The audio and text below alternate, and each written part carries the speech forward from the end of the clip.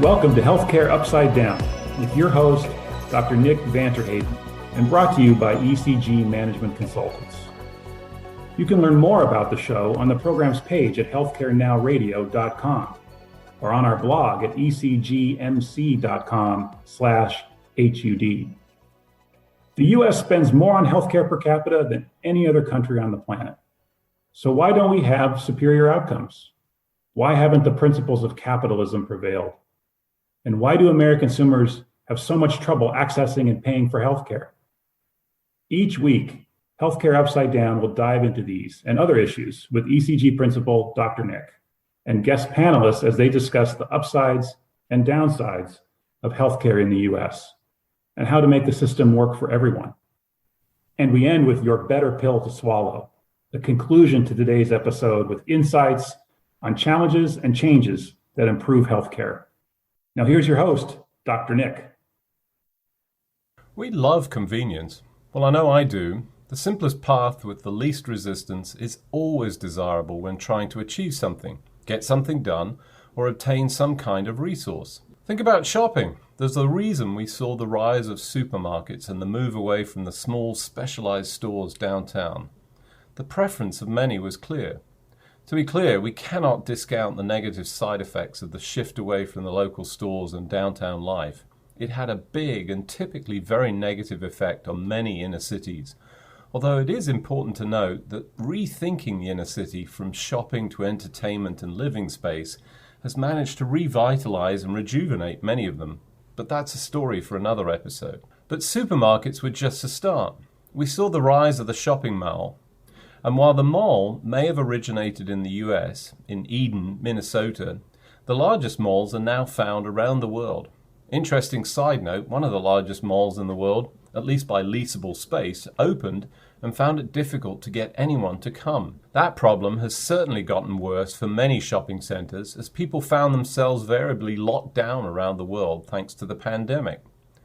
Convenience has given way to online shopping and delivery to the doorstep for almost anything you could need. Having experienced this level of convenience in other parts of our lives, there is some expectation that you could find the same in healthcare. Not so much. Accessing care is filled with lots of steps, many repeated, like filling in forms with the same information again and again, standing in line. Even in the case of offices next door, patients find they are presented with a new form and more requirements to answer multiple pages of repetitive questions. We are spoiled with resources in the United States, but the process to access care is filled with challenges and friction. But compared to some places in the world, our inconveniences are really minor. For patients in Liberia in Africa, just getting to a healthcare facility can involve a long trek, which, if you're lucky, is on the back of a motorcycle. Join me on the Healthcare Upside Down show as I talk with Dr. Katie Main, an emergency room physician who comes to the show from Liberia, where she's volunteering with an NGO in rural Liberia. Hi, Katie. Welcome to the show. Thank you so much for having me. I appreciate it. So you've had some experience in some different geographic regions, specifically the African continent. And I think one of the things that we sometimes fail to appreciate is how lucky we are with the resources that are available. But that's not the same experience that you found when you went to deliver care and practiced medicine in Africa. Tell us a little bit about that, if you would. Yeah, absolutely. So I think coming from kind of a U.S. background, I'm used to having my physician to be at my fingertips. I can write them an email. They can say, "Hey, come on into the office." That kind of mindset doesn't really exist here. So for a long time in Liberian history, they've been struggling with infrastructure from a variety of different standpoints, but predominantly in healthcare. Due to their civil war, due to an Ebola outbreak, and then subsequently the COVID-19 outbreak hasn't exactly helped the situation.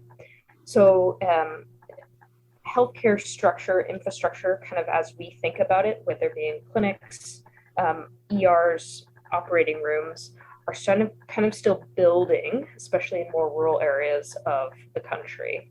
And so a lot of patients are putting a fair amount of trust in this new-ish system to kind of come and visit and participate in healthcare. So a lot of patients require multiple hours on a motorcycle or walking on dirt roads to get to healthcare facilities.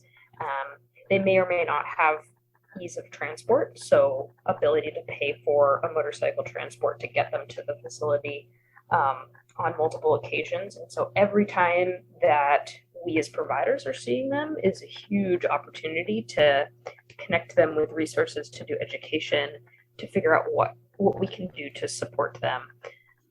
And so I think that we're still building a lot of infrastructure here. The Liberians are very hardworking and dedicated people, and it's been a privilege to work with them, but it's still growing. So a couple of things to highlight, just based on my own personal experience and knowledge. When you talk about a motorcycle ride, you really are talking about, scooters. And when you say roads, they're not the roads that we consider. This is a real rough ride. And as you rightly describe, it's not just 20 minutes or an hour. This is really rural. In some cases, it can be days of travel for some of these folks to make it to this facility. When you talk about the trust issue, that's a little bit surprising, I think. Why would people not trust the health system, the setup, albeit it's a challenge to get to? What's going on there? So from my time here, I've come to learn that the healthcare infrastructure was a little bit stronger prior to the Civil War and prior to the Ebola outbreak, but subsequently things have really broken down. And so a lot of people, especially people in their 30s and 40s who are now having children and sometimes grandchildren, they've not grown up with that same infrastructure that we're kind of used to. Or that, I might be used to coming from the US. And so they are used to kind of relying on more traditional methods of healing. And so changing that mindset to say, maybe I do need to see a provider, a PA or a nurse practitioner or a nurse or a physician in order to get my condition treated is a little bit novel for a lot of Liberians. And it's still growing, the concept of, seeking care at a clinic or for example, having a non-communicable disease, so we call it like hypertension or heart failure, and having repeated visits and continuing to follow up and build that trust, that relationship with your provider is a kind of a novel thing, I think, especially in rural Liberia. Maybe not so much in the capital, but definitely out here, it's something that I encounter quite frequently. Right. So a new system, challenges, a little bit of history, obviously the impact of war, pandemic, diseases that are very challenging, and obviously the ability to get there. How are you overcoming that? What's contributing to sort of building that trust? Because it sounds like you are building a better catch for these folks to deliver healthcare. What are you doing to make the difference? Boy, it's a huge team effort. So there are so many healthcare providers here in Liberia who are excited to gain knowledge and skills about how they can better support their community members. We have a huge community health team that is going out to more rural locations, talking to people, being on their level, speaking the same, language that they've all grown up with. And I think that makes a huge difference, seeing somebody that you maybe, lives in your community and they're sharing this knowledge with you. And so a lot of what we're working on right now is kind of building that capacity, that healthcare understanding amongst our community health workers, amongst the Liberian nurses and physicians and midwives.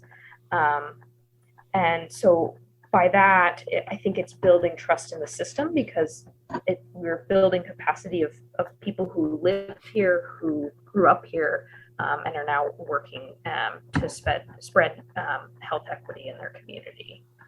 So I think a lot of it is about really building up the community resources that are already here, which are they're incredible. They've just seen a lot of hardship, especially in the last couple of decades. So you're building a better community. You're supporting the local infrastructure. But, one of the things that strikes me about this is that, with those challenges for the individuals, even if they trusted the system, the ability to get there, what you describe is something that, feels like when someone comes in, you want to be able to deliver as much as possible. I think about hypertension and, what do we do in the West? Well, we say, come back in 2 weeks, we'll check it again. Maybe not. So how do you approach that, and what's key in terms of delivering the value and, building a better health system for these folks, given the limitations? Yeah, so I think there's definitely a few aspects to that. One, I think, is that it's a really cohesive and collaborative team environment. So I'm primarily working in the emergency department setting, but if I see a patient in the emergency department that I think would be better served in, we say, the NCD clinic or the non-communicable disease clinic, I can send them directly over there and give kind of a warm handoff to the other provider, who might be a PA or a nurse that's going to see them and talk to them about, whatever might be going on, whether it's high blood pressure, heart failure, that sort of thing. But a lot of what I have found is that the more you can do for a patient every, on that perhaps index encounter or that, first visit to the ER, anything that you could do to kind of help them understand their, their health a little bit better, or to get a little bit more information for them, I think it makes a huge difference. So one of the tools that I had, the privilege of using here is a portable ultrasound machine. And what it can do is that very quickly in my discussion with the patient, my history taking, my physical exam, it then allows me to, get a better sense of what's going on, whether I'm looking at them with their hypertension, wanting to know if they're starting to have, effects on their heart or on their kidneys or vice versa.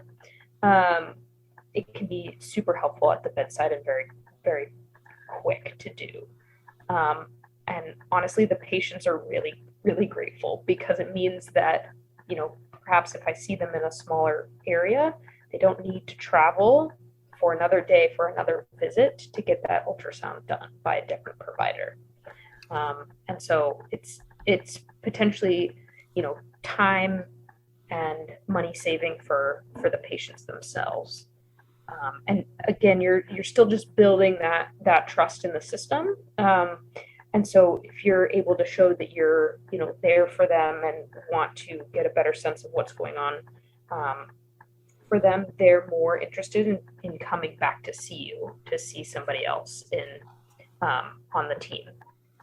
So it brings up an interesting, concept in my mind. And, I've got essentially two positions on this.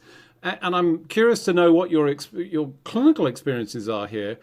I immediately think about health literacy and, given the population and the challenges and, the environment that they live in, there's a part of me that thinks that, presenting, a bedside ultrasound with essentially looking into the body, is that something that transmits well from an information standpoint, or is it just seen as, well, this is knowledge and it's good news because you're translating it? How much sort of comprehension is there, and how does that contribute to the experience?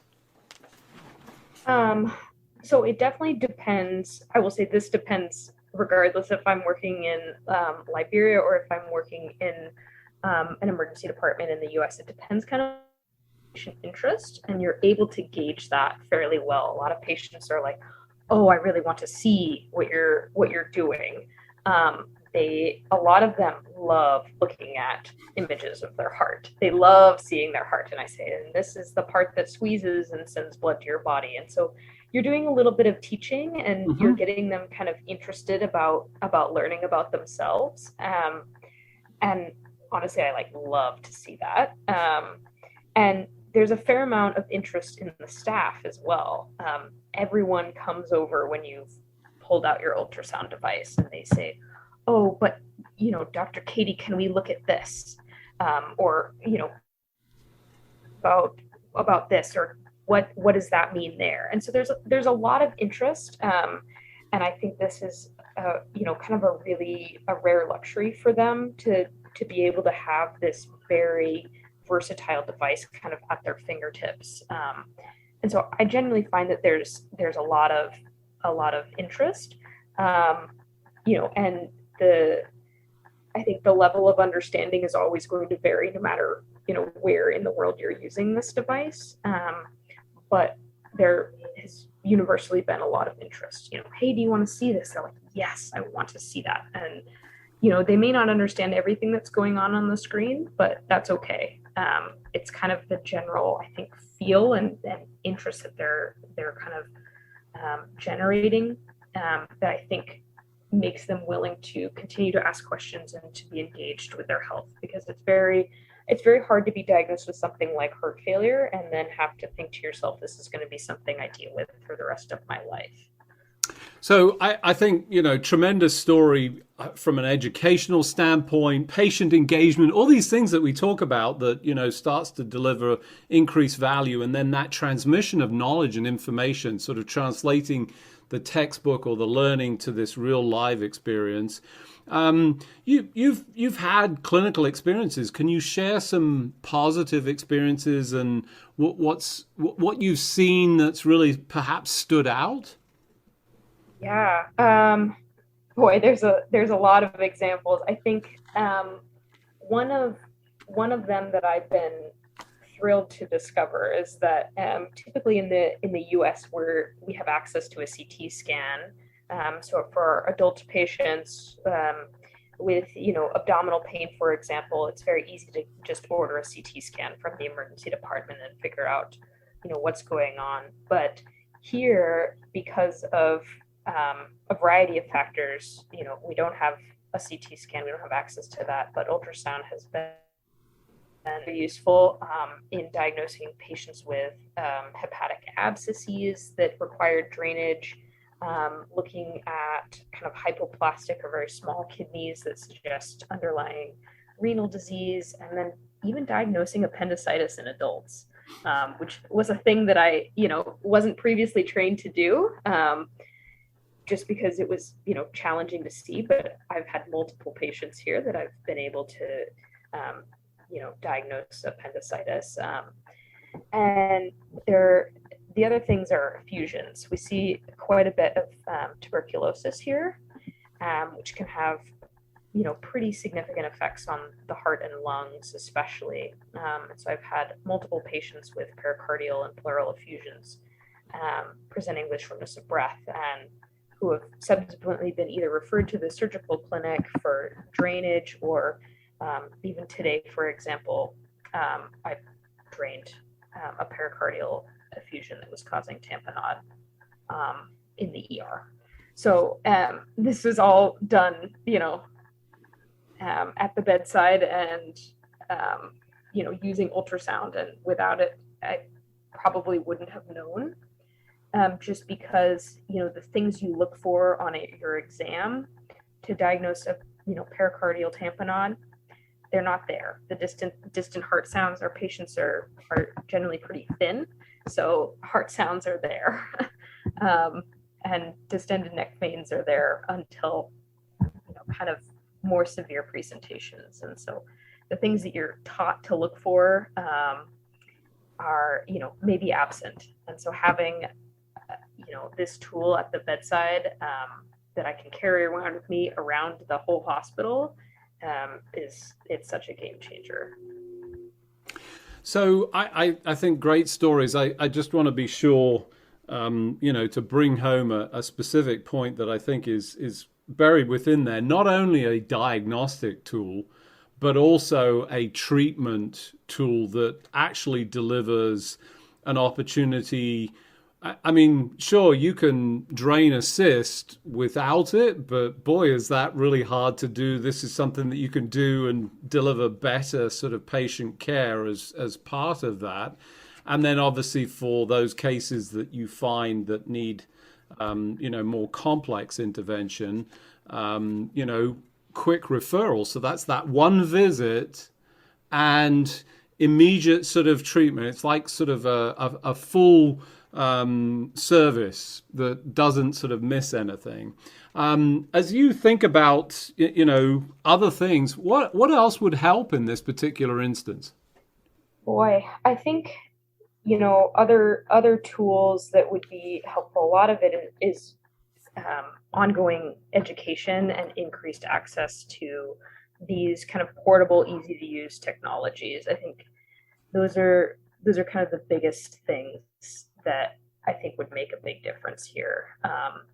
Ultrasound in itself, if you kind of understand some principles of it and have had some exposure to training, it's not that difficult to learn and to do. And so I think that sort of thing for rural populations and rural communities can be absolutely life-saving for a lot of community members. And so I think, have access to education and to these kind of easy-to-use portable technologies like ultrasound can be a huge change for a lot of communities.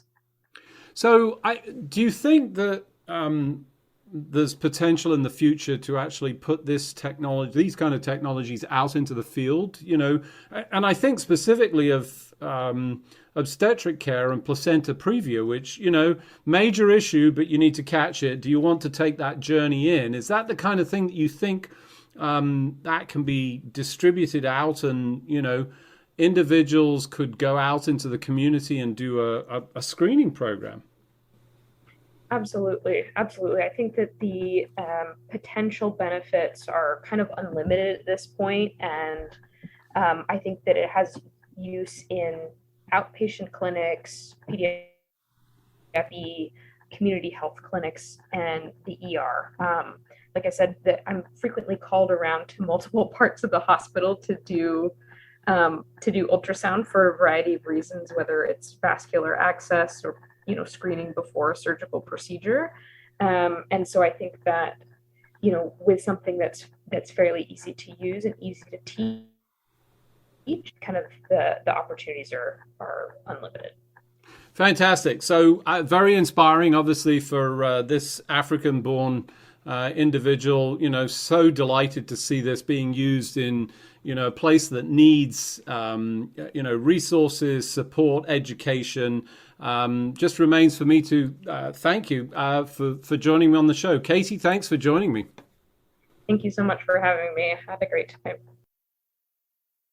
As you heard, in some countries, ready access to the right resources can mean the difference in the right treatment and saving lives, and the impact of bringing immediate diagnostic capabilities with portable ultrasound has been life-changing for Katie, her patients, and the team she works with. Immediate diagnosis and treatment help her patients get the care they need at the time they are able to visit the healthcare facility. You might think the US is very different from Africa, but not so much. While we have many of those resources here in the US, we don't have the convenience. Rural communities and the big inequity divides that exist have similar problems here. Access to diagnostic capabilities is also limited in many parts of the US, and we can do better. But it's not just resources, and we can also improve the processes as well throughout the US healthcare system. Your better pill to swallow is to think about healthcare in the terms of our resources and ease of access. Remove the barriers and friction in access so that your patients and your community can get the care they need at the time they are available to visit your facility. Thanks for joining me, your host, Dr. Nick, on this week's edition of Healthcare Upside Down. Until next week, keep solving the business of healthcare as if your life depended on it, as one day soon it will.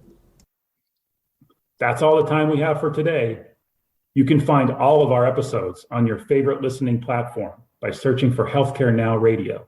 Also, check out our blog at ecgmc.com/HUD for summaries and commentary from each episode. Follow our show's social hashtag, HCUpsideDown. And join us each week as we work to solve the business of healthcare for everyone.